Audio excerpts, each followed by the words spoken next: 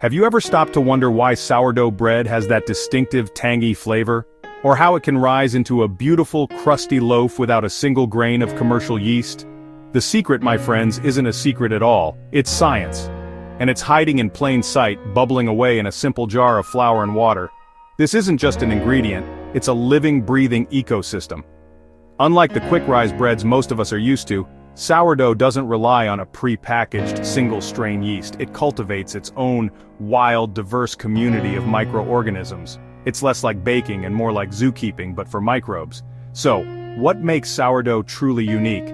It's the starter. This gloopy, sometimes smelly mixture is the heart and soul of every sourdough loaf. Think of it as the bread's engine, its flavor factory, and its nutritional consultant all rolled into one. Let's talk about a microbiome. You've probably heard this term in relation to your gut, that bustling city of bacteria living inside you. Well, a sourdough starter has its own microbiome. It is a living, dynamic community of microorganisms, wild yeasts, lactic acid bacteria, coexisting in a flour and water slurry.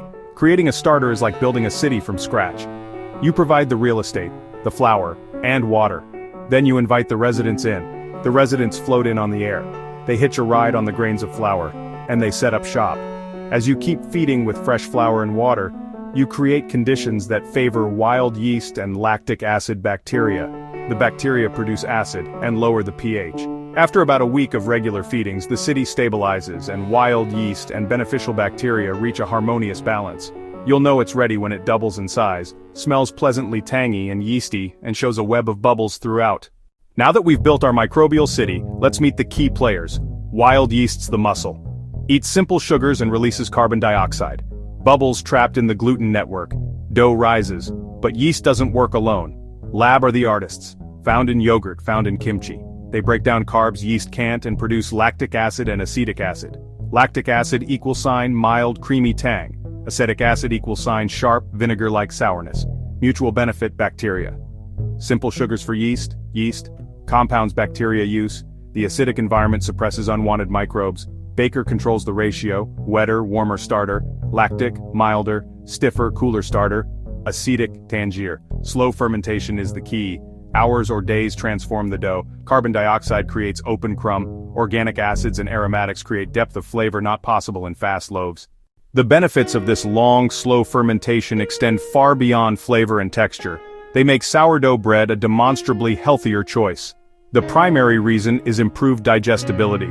During that extended fermentation period, the bacteria are essentially pre-digesting the flour for you. They begin breaking down the large carbohydrate molecules into smaller, more easily absorbed components. They also break down large protein molecules into smaller, more easily absorbed components. This includes gluten, which gets reduced into smaller fragments. For some people who experience mild discomfort after eating conventional bread, sourdough can be a much gentler option, because part of the digestive work has already been done before it even hits the oven. Grains contain compounds called phytates or phytic acid that bind minerals like calcium, magnesium, iron, and zinc, preventing your body from absorbing them. The lactic acid bacteria in the sourdough starter produce an enzyme called phytis.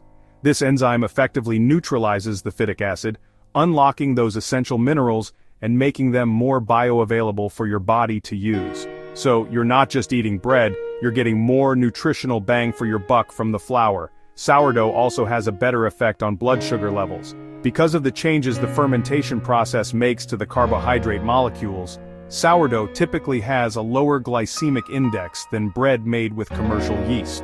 While the microbes themselves are killed during baking, the compounds they create during fermentation can act as prebiotics. These feed the beneficial bacteria already living in your gut, supporting digestion, immunity, and even mental well-being. In the end, sourdough is so much more than just bread. It is a living food, the product of a controlled, ancient partnership between humans and the microbial world. Each loaf carries the story of its starter, passed down through feedings and generations. From the gold rush prospectors to the home bakers of today, it represents a return to tradition and a rejection of overly processed food. In a world of instant gratification, the slow, deliberate process of making sourdough is a rewarding ritual. It teaches patience and an appreciation for the complex biological processes that can turn three simple ingredients, flour, water, salt, into something so profoundly nourishing and delicious. This bread is a testament to the fact that some of the most powerful forces in the culinary world are the ones we cannot see. The wild yeasts that give it lift and the bacteria that impart that signature tang work in a silent, tireless symphony. They unlock minerals, ease digestion, and create a flavor profile impossible to replicate with shortcuts. This is why sourdough isn't just a trend, it's a rediscovery of a healthier, more flavorful way to make our daily bread. So the next time you see a rustic sourdough loaf, or perhaps even decide to cultivate a starter of your own, remember what's happening inside. It's not just an inert mixture, it's a bustling microbial metropolis, a fermentation federation hard at work. It's not just bread, it's an ecosystem you can eat.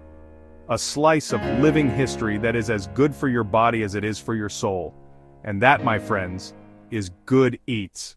Thanks for watching. Please like, share, and subscribe to the channel Microbe Masters to get more insights into the microbial world.